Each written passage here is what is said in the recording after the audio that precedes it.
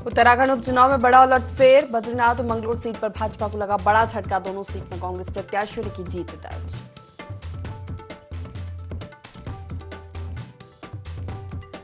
उपचुनाव के नतीजों से कांग्रेस में उत्साह। बद्रीनाथ से लेकर देहरादून तक शुरू हुआ जीत का जश्न। कांग्रेस ने मतदाता का जताया आभार।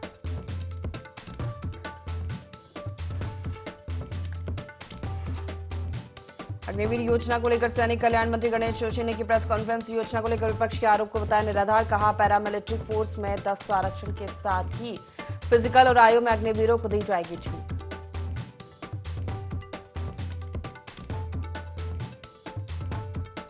एसडीडी की कसौटी पर खरा उतरा उत्तराखंड। देश में आया अव्वल। सीएम धामी ने जताई खुशी।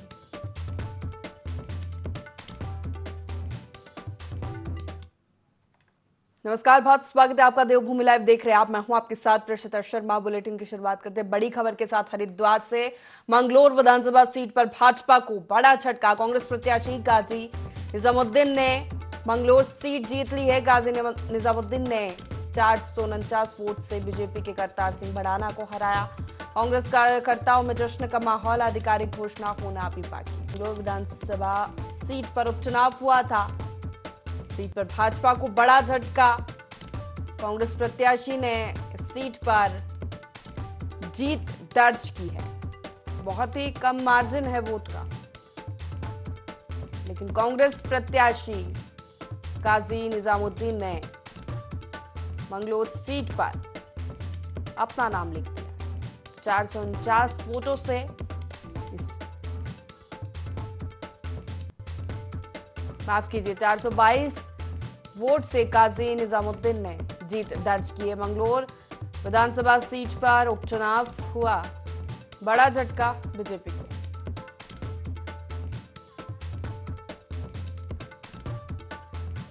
ज्यादा जानकारी देंगे आकाश हमारे साथ जुड़ गए। आकाश, मंगलौर विधानसभा सीट का परिणाम सामने आ गया है। आधिकारिक घोषणा होना बाकी है, लेकिन गाजी निजामुद्दीन ने 422 वोट से जीत दर्ज की है। क्या जानकारी?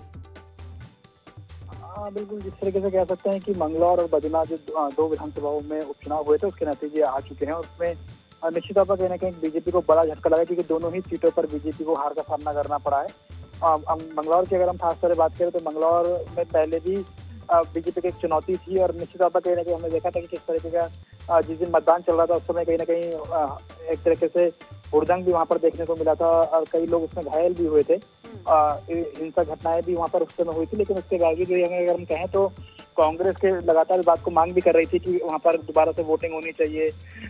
लेकिन उसके बावजूद आज जो नतीजे निकलकर सामने आए उसमें से कांग्रेस के जो प्रत्याशी गाजी निजामुद्दीन, उन्होंने 422 वोटों से जो जीत है वो दर्ज की है। निश्चित तौर पर कहीं ना कहीं इसमें एक बात ये भी है कि बीजेपी की तरफ से रिकाउंटिंग की मांग की जा रही है, लेकिन अभी मांग को स्वीकार अभी नहीं किया गया है। क्या एक तरीके से वहीं बद्रीनाथ की सीट की बात करें तो बद्रीनाथ में भी एक बड़ा उलटफेर हुआ है, क्योंकि जब लोकसभा के चुनाव थे तो उस समय जो कांग्रेस के विधायक थे राजेंद्र भंडारी, वो उन्होंने बीजेपी का दामन थामा था। उसके बाद वहां पर उपचुनाव हुए थे, और ऐसे में कांग्रेस के जो कार्यकर्ता हैं थे लखपत बुटोला, उनको पार्टी ने प्रत्याशी बनाया था, और उन्होंने राजेंद्र भंडारी को जो है मात दी है। तो निश्चित पर कह सकते हैं कि दोनों ही सीटों पर बीजेपी को हार का सामना करना पड़ा है, और एक बड़ा झटका कहीं ना कहीं है, क्योंकि लोकसभा में 505 सीटें जीतने के बाद ये दोनों सीटों पर पहला उपचुनाव था, और इन दोनों ही सीटों पर जो है बीजेपी को हार का सामना करना पड़ा है। बिल्कुल आकाश, लेकिन कड़ी फाइट यहाँ पर नजर आई कि वोट का जो मार्जिन है जीत का वो बहुत ही कम है। सिर्फ 422 वोटों से जीत दर्ज की है गाजी निजामुद्दीन ने।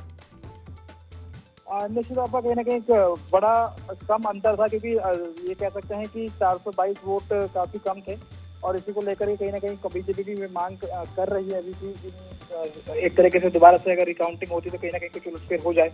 लेकिन निश्चित तौर पर कह सकते हैं कि क्योंकि हमेशा से अगर हम इस सीट की बात करें तो कहीं ना कहीं इन सीटों पर काफी जो मुस्लिम वोटर्स हैं उनका काफी दबदबा भी रहा है, और ऐसे में बीजेपी को इसमें जीत के लिए कहीं ना कहीं संघर्ष हमेशा से ही करना पड़ा है। क्योंकि पहले भी अगर हम बात करें तो खासतौर पर तो इस सीट पर कांग्रेस बसपा के जो विधायक हैं शरबत करीम अंसारी, वही विधायक थे उनके निधन के बाद, और उसके बाद दोबारा से इसमें जब उपचुनाव हुआ तो उसमें कांग्रेस को ही जीत मिली है, और कांग्रेस के जो गाजी निजामुद्दीन है उनको एक तरीके से 422 से वोटों की बढ़त मिली है। कह सकते हैं कि मार्जिन काफी कम है, क्योंकि आखिरी की अगर हम बात करें तो जो आखिरी का राउंड था उसमें जो मार्जिन था वो केवल 90 वोटों का ही रह गया था, लेकिन जो आखिरी का जो राउंड हुआ उसमें कहीं ना कहीं अधिक वोट मिले, जिसके बाद कहीं ना कहीं उनको जीत जो है उन काजी निजामुद्दीन ने हासिल की है। चलिए आकाश, बहुत शुक्रिया जानकारी देने के लिए।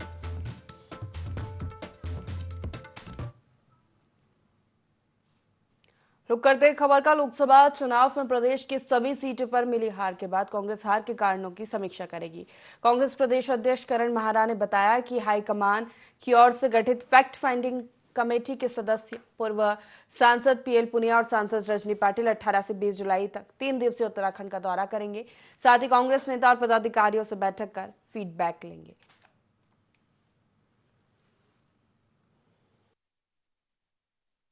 19 तारीख को वो प्रातः 11:30 बजे से बैठकें लेंगी।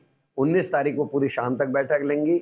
20 तारीख को भी वो 18 तारीख को भी बैठक लेंगी और 20 तारीख को भी आधा दिन 2 बजे तक लगभग वो बैठक लेंगी। हर लोकसभा को हमने 2 से 3 घंटे का समय दिया है। वहाँ के कैंडिडेट्स, वहाँ के एमएलए जो कैंडिडेट्स रहे हैं, पूर्व मंत्री, पीसीसी मेंबर्स, एआईसीसी मेंबर, हमारे डीसीसी प्रेसिडेंट, ब्लॉक अध्यक्ष इत्यादियों को बुलाया गया है। वो सभी उसमें प्रतिभाग करेंगे और अपनी अपनी बातें रखेंगे ताकि करेक्ट फीडबैक जो है दिल्ली तक जाए। और अच्छा है, इस तरीके की कार्रवाई होती रहनी चाहिए ताकि कार्यकर्ता और नेता मुस्तैद रहे।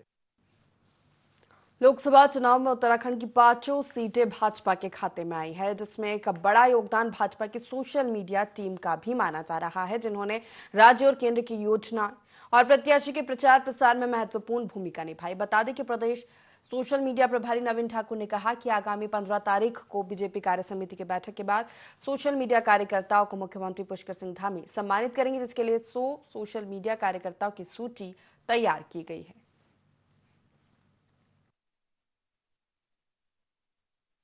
वो हमारी जो है प्रदेश कार्य समिति है ग्राफिक में ऑडिटोरियम में, उसके तुरंत बाद जो है एक हफ्ते के अंदर 20-22 तारीख तक जो है संभवतः, जैसे माननीय मुख्यमंत्री जी हमें समय देंगे, ये कार्यकर्ता सम्मान समारोह का आयोजन किया जाएगा।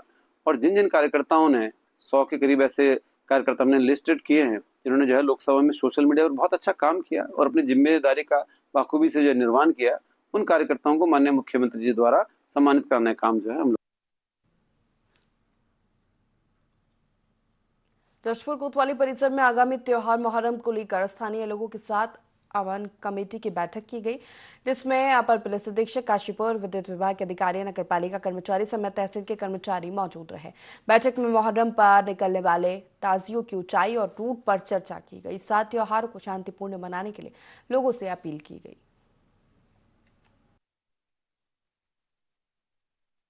त्योहारों पे इस तरह की मीटिंगें की जाती हैं जिसमें शांति समिति के लोग और जो त्योहार से जुड़े हुए लोग हैं उनको मनाया जाता है, बुला करके बैठक की जाती है, जिससे कि अगर कोई समस्या रही है विगत वर्षों में या वर्तमान में कोई ऐसी परिस्थितियों में चेंजिंग आई है तो हमारे संज्ञान में आ सके।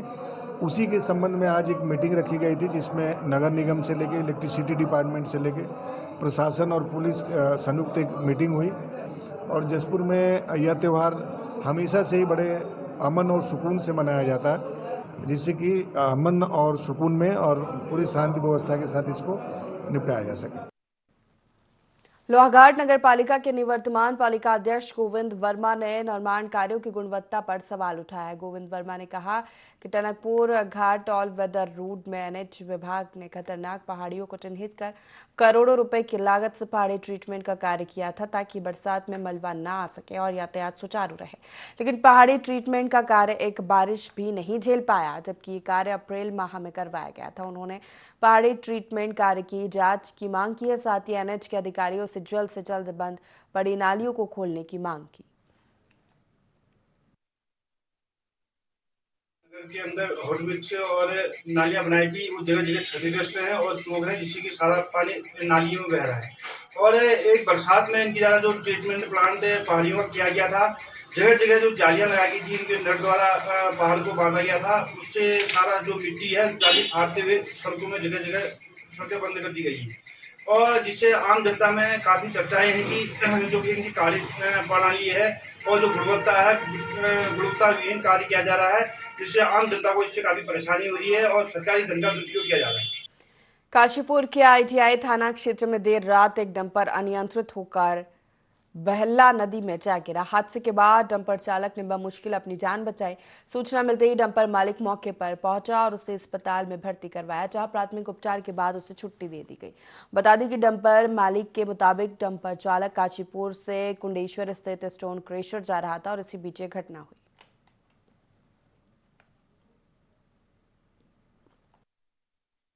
काशीपुर से आ रही थी, कुंडेश्वरी स्टोन क्रेशर जा रही थी। उसी बुझ आईटीआई से आगे बल्ला नदी का पुल पड़ता है। वहां पर बल्ला नदी के पुल पे एक कैंटर वाले ने ओवरटेक किया, जिस कारण मेरी गाड़ी पुल के नीचे जा गिरी। उसके थोड़ी मामूली चोट आई थी और मैंने रात में उपचार के लिए उसे स्पर्श हॉस्पिटल में भेजा था काशीपुर। फिलहाल वो अब घर पर। रुड़की के ढंडेरा की राज विहार कॉलोनी मनाली के चैम्बर को लेकर विवाद हो गया। विवाद में एक पक्ष ने दूसरे पक्ष पर जाति सूचक शब्द और घर में घुसकर मारपीट करने का आरोप लगाया है।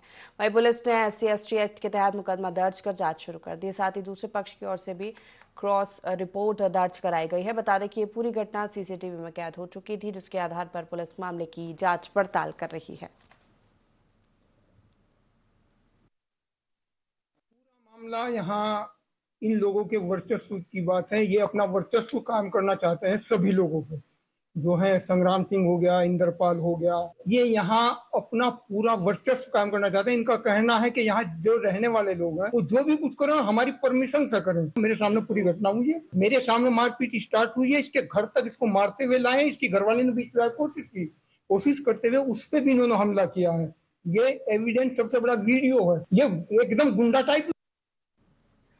जोशीमठ जोगीधारा के निकट अवरुद्ध बद्रीनाथ राष्ट्रीय राजमार्ग के यातायात के लिए सुचारू हो गया है। 4 दिनों से बाधित बद्रीनाथ हाईवे BRO की अथक प्रयास से खुला, जिसके बाद तीर्थ यात्रियों ने राहत की सांस ली और BRO को धन्यवाद दिया। प्रशासन ने मुस्तैदी के साथ स्लाइड जोन पर निगरानी करते हुए एक वाहनों को पार कराया। सैकड़ों यात्री बाहर पंक्तिबद्ध तरीके से जोशीमठ नगर से अपने गंतव्यों के लिए प्रस्थान कर रहे हैं।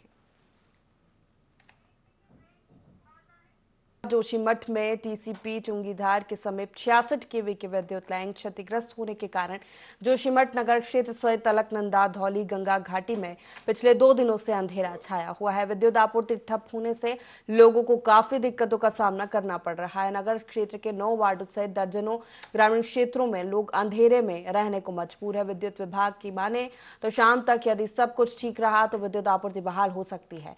वहीं बिजली आपूर्ति ठप होने से तहसील से लेकर CHC सेंटर में सभी तरह के प्रमाण पत्र बनाने का कामकाज प्रभावित हो गया है, जिसके चलते दूरस्थ क्षेत्रों में जोशीमठ प्रमाण पत्र बनाने आए और ऑनलाइन फॉर्म भरने पहुंचे युवाओं को खाली हाथ वापस लौटना पड़ रहा है।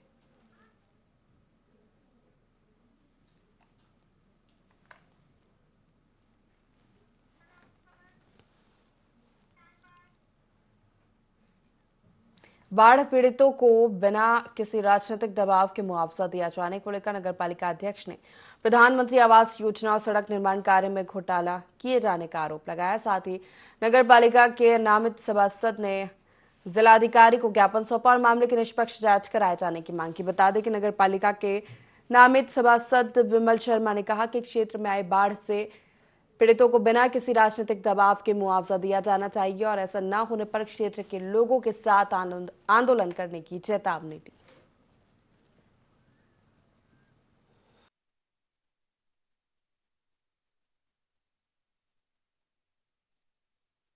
हमारी मांग है जो बाढ़ से पीड़ित हैं उनको मुआवजा दिया जाए किसी बिना दबाव के, क्योंकि जो कुछ लोग जो जनप्रतिनिधि हैं नगर पालिका में वो अपने चहितों को बाढ़ आपदा से मुआवजा दिलाने के चक्कर में कि प्रधानमंत्री आवास में नगर पालिका अध्यक्ष द्वारा मनमाने तरीके से अपने चहितों को आवास 2 मंजिले तक पे आवास दिए गए। उनकी जांच होनी चाहिए। करोड़ों रुपए का चूना उन्होंने सरकार को लगाया है, उनकी जांच होनी चाहिए। मैं उन सभी निर्माण कार्यों की भी जांच की मांग करता हूं जो 15/5/2023 से 10/7/2024 तक जितने भी निर्माण कार्य हुए हैं 7-8 करोड़ रुपए के, कुल 10 दिन बाकी रह गए। नगर पालिका अध्यक्ष की छुट्टी हो जाएगी 10 दिन बाद, तो उन्होंने उससे पहले सोचा जितनी मलाई है सब खा लूं और अपने ठेकेदारों को खिला दूं। तो उसकी जांच होगी और जिन लोगों ने घोटाला करा वो बख्शे किसी कीमत पे नहीं।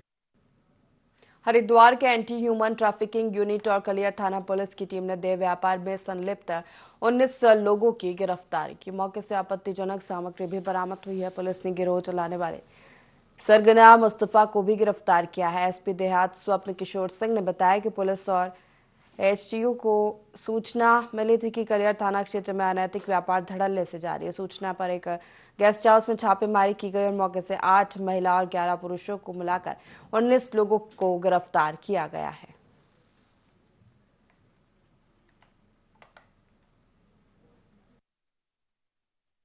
ट्रैफिकिंग यूनिट और थाना कलियर पुलिस के द्वारा संयुक्त कार्रवाई में Rahmat Sabri guest house Sohalpur road Kaliyar में छापेमारी की कार्रवाई की गई और वहां से अनैतिक व्यापार में संलिप्त 11 पुरुषों और 8 महिलाओं कुल 19 लोगों को गिरफ्तार किया गया, जिनमें गेस्ट हाउस संचालक मुस्तफ़ा निवासी कलियर और मैनेजर आदिल निवासी पहाड़गंज दिल्ली को मुख्य अभियुक्त हैं।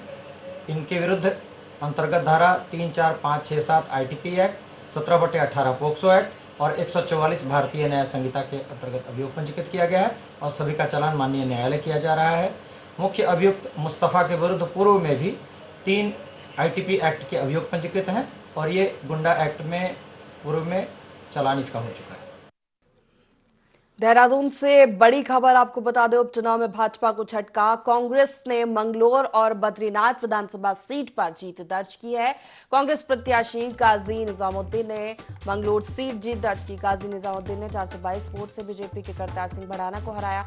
लखपत बुटोला ने बद्रीनाथ सीट पर परचम लहराया। लखपत सिंह बुटोला ने 5224 वोटों से राजेंद्र सिंह भंडारी को मात दी। कांग्रेस कार्यकर्ताओं में जश्न का माहौल है। बड़ी खबर आपको बता रहे हैं।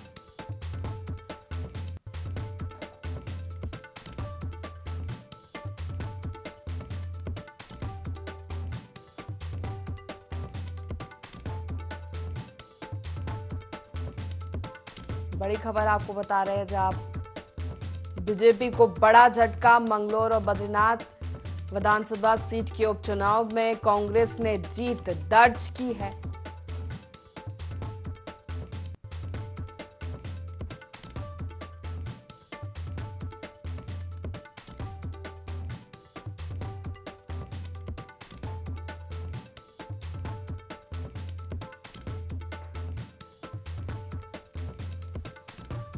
काजी निजामुद्दीन ने मंगलोर विधानसभा सीट पर 422 वोटों से जीत दर्ज की है, तो लखपत सिंह बुटोला ने बद्रीनाथ विधानसभा सीट पर जीत दर्ज की है। कांग्रेस कार्यकर्ताओं में इस जीत के बाद जश्न का माहौल है, लेकिन बीजेपी के लिए बड़ा झटका। लोकसभा चुनाव में 5 की 5 लोकसभा सीट जीतने के बाद ये 2 उपचुनाव हारना बड़ा झटका भाजपा के लिए माना जा रहा है।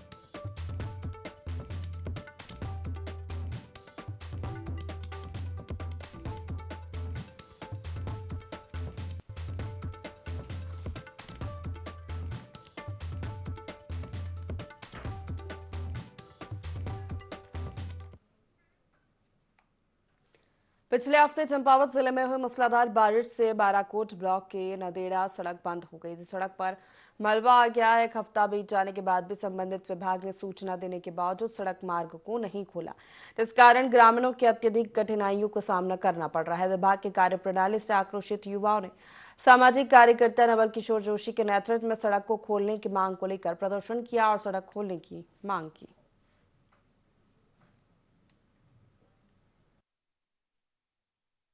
पिछले सप्ताह यहाँ हुई थी भयंकर बारिश और अभी तक देखो ये मलबा 4-5 दिन से पूरा मौसम बढ़िया हो रखा है, लेकिन प्रशासन के कानों में जू तक नहीं रहेंगी है।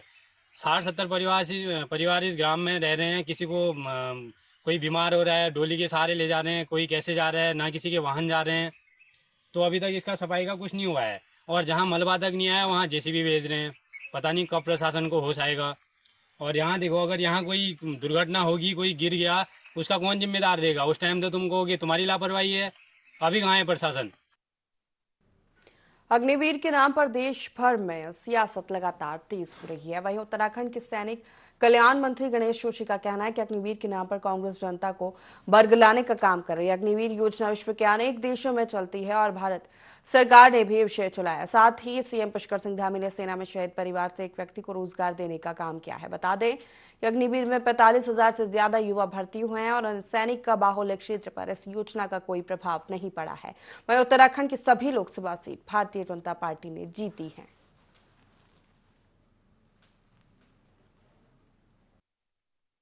नेता प्रतिपक्ष ने एक बयान दिया कि जो अग्निवीर शहीद हुआ था उसको पैसा नहीं मिला, और बाद में जब उस परिवार से बात की गई तो उसने कहा कि नहीं, हमें इतना पैसा मिला है, जिसके बारे में पक्ष ने गलत प्रचार किया। तो ये मैं आपको बताना चाहता हूँ, किसी की जान को हम वापस नहीं ला सकते। हमारे जवान रोज देश की सीमाओं पर शहीद होते हैं, लेकिन उसके बाद उनकी चिंता करना, उनके परिवार की चिंता करना, ये हमारे देशवासी का कर्तव्य है। और हमारी दिल्ली की सरकार हो चाहे प्रदेश की सरकार हो, इस काम को बड़ी ईमानदारी से। उत्तराखंड ने सतत विकास के लक्ष्य यानी कि एसडीजी ने बड़ी छलांग लगाई है। उत्तराखंड अब देश भर में पहले नंबर पर पहुंच गया है। नीति आयोग की वर्ष 2023-24 की एसडीजी इंडेक्स रिपोर्ट में उत्तराखंड ने कई बड़े राज्यों को पीछे छोड़ दिया है। इससे पहले साल 2020 में प्रदेश तीसरे स्थान पर था। मुख्यमंत्री पुष्कर सिंह धामी ने कहा कि प्रधानमंत्री नरेंद्र मोदी के कुशल नेतृत्व में डबल इंजन सरकार के विकासोन्मुखी प्रयासों से उत्तराखंड अग्रणी राज्य बनने की दिशा में आगे बढ़ा है। नीति आयोग की रिपोर्ट में उत्तराखंड का शीर्ष स्थान प्राप्त करना इसका प्रत्यक्ष प्रमाण है।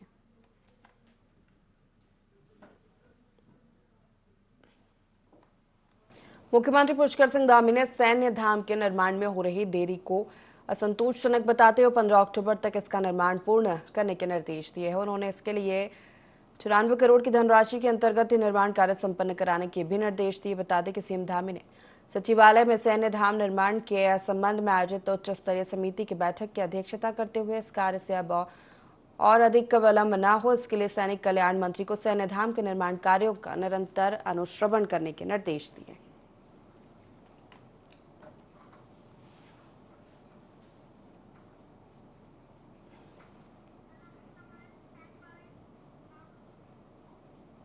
हाथरस कांड को लेकर अब संतों की सर्वोच्च संस्था अखिल भारतीय अखाड़ा परिषद सक्रिय हो गई है।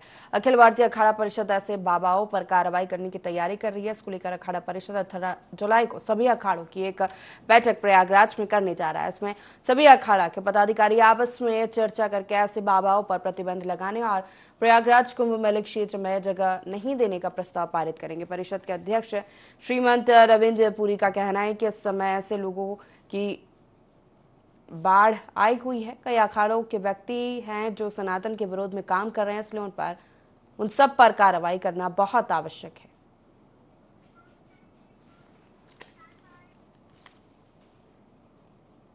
इसी के साथ देवभूमि लाइव में फिलहाल इतना ही। लगातार खबरों के लिए देखते रहिए ND24। नमस्कार।